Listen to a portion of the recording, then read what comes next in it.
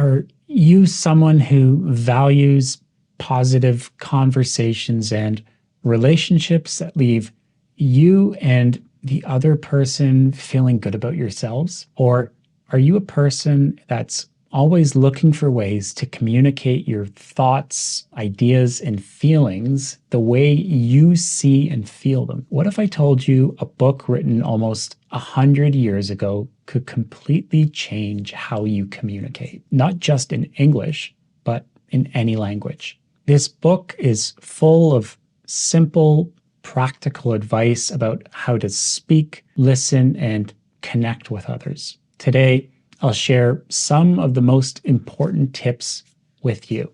Dale Carnegie's How to Win Friends and Influence People is one of the most influential books on communication and success ever written. Its core message is simple. To succeed in life, you need to understand, respect, and connect with other people. The book is divided into 4 sections, each packed with practical advice designed to improve relationships, enhance communication, and build influence. Carnegie emphasizes that success in personal and professional life depend on one thing: how well you interact with others. By mastering these principles, you can create positive, lasting impressions and inspire others to work with you. We've created a free summary of all the points that we're going to review, and we will send it to you through the link in the description of this video. Remember to hit the thumbs up and subscribe to see our future English learning content. The first section, Fundamental Techniques in Handling People, highlights how important it is to treat others kindly and thoughtfully. Carnegie's first rule is to avoid criticizing, condemning, or complaining. For example, if a coworker misses a deadline, instead of saying, "You always mess things up," you could say, "I noticed the deadline was missed. Was there something unexpected that came up?" This shifts the focus from blame to understanding. Criticism often makes people defensive and resentful, so it's more effective to show empathy. Imagine a friend cancels plans at the last minute. Instead of saying, "You're so unreliable," you could respond with, "I understand things happen. Maybe we can find a time that works better for you." This approach strengthens the relationship rather than causing tension. Finally, focus on finding solutions rather than dwelling on problems. If someone makes a mistake, instead of saying, "This is all wrong," you might say, "I see what you were trying to do here. How about we adjust this part to make it work better?" This creates a more constructive and positive interaction while encouraging collaboration. Check out the B2C Nation. This is an English community that we've launched to help intermediate learners get to that advanced level of fluency. We offer live lessons, live conversation practice, and downloadable PDFs and ebooks for you to study offline. If you're interested, check the link in the description below and learn more. One important idea from this book is to give honest and sincere compliments. Everyone enjoys feeling appreciated. For example, instead of saying, "You're great," you might say, "I really admire how carefully you finished that project." It shows your attention to detail. This kind of specific praise makes people feel valued because it shows you noticed their effort. Another key idea is to focus on what others want instead of only talking about what you need. For instance, if you're asking for help, say, "If we finish this task together, it could save us both a lot of time," instead of just saying, "I need your help." When people see how something benefits them, they're more likely to cooperate. The second section of the book teaches how to build strong relationships. Carnegie explains that showing genuine interest in others is one of the best ways to connect with them. Ask questions like, "What do you enjoy doing with your free time?" Or, "What are your goals for this year?" These questions encourage people to open up, and they show that you care about their lives. A small but powerful tip is to smile. If you're meeting someone new and saying, "It's so nice to meet you," while smiling warmly. It makes you seem friendly and approachable.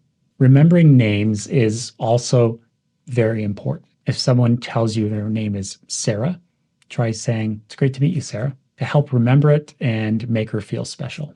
Listening carefully is another skill that makes a big difference. Instead of thinking about what you'll say next, focus on what the other person is saying. For example, if someone says, "I had a busy day at work," you could respond with, "What made your day so busy?" This shows that you're interested in their experience. Talking about topics they enjoy is another way to build trust. If you know someone loves traveling, you could say, "I'd love to hear about your favorite trip." Finally, make people feel important by treating their ideas and feelings with respect. For instance, if someone shares an opinion that you don't agree with, you can say, "I see your point.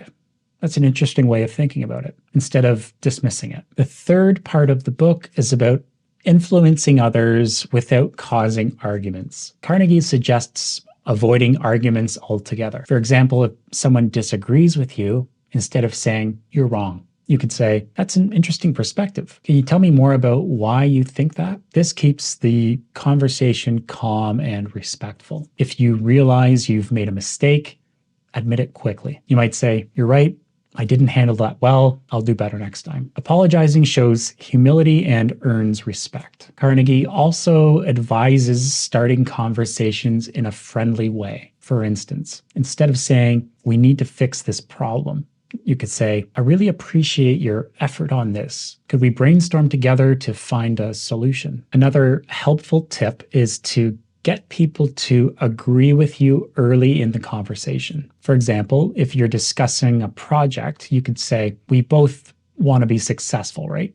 Small agreements like this make it easier to agree on bigger decisions later. When presenting ideas, try framing them in a way that makes the other person feel involved. For example, instead of saying, "Here's what we need to do," you could say, "What do you think about trying this approach?"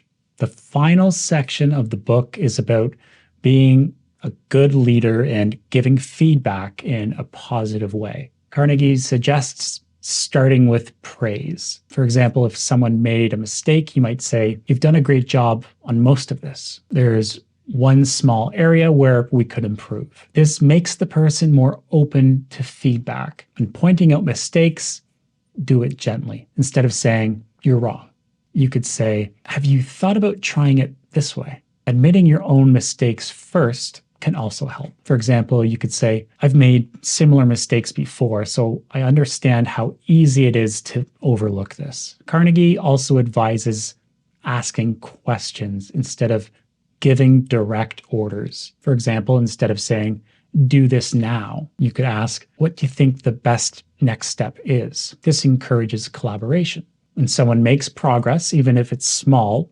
acknowledge it. You could say, "That's a great improvement. I can see how much effort you've put in." Another way to motivate others is to give them a positive reputation to live up to. For example, saying, "You're always so reliable with deadlines," can encourage them to continue being dependable. Finally, make your requests appealing. Instead of saying, "I need you to do this," you might say, "If we work on this together, we can achieve something great." In conclusion, How to Win Friends and Influence People offers practical advice that can help you connect with others, communicate better, and build stronger relationships. By treating people with kindness, showing interest in their needs, and communicating thoughtfully, you can become more likable and influential in any situation. These tips are not only useful for personal growth, but can also help achieve success in your professional life. Hope you've enjoyed this summary of Dale Carnegie's How to Win Friends and Influence People. Until next time, keep learning, and we'll talk soon.